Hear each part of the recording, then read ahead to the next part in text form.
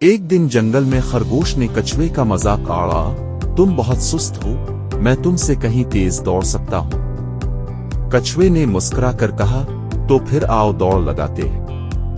اگلے دن سب جانور جمع ہوئے، لومڑی نے جھنڈا ہلایا اور دوڑ شروع ہو گئی۔ خرگوش بجلی کی طرح دوڑا اور کچھوا آہستہ آہستہ چلنے لگا۔ راستے میں خرگوش نے دیکھا کہ کچھوا بہت پیچھے ہے۔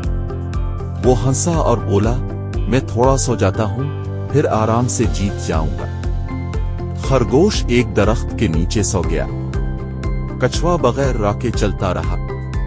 اس نے کسی کو نیچا نہ سمجھا، نہ رکا، نہ ساستا۔ جب خرگوش کی آنکھ کھلی تو وہ دوڑا، لیکن دیر ہو چکی تھی، کچھوا لائن پار کر چکا تھا۔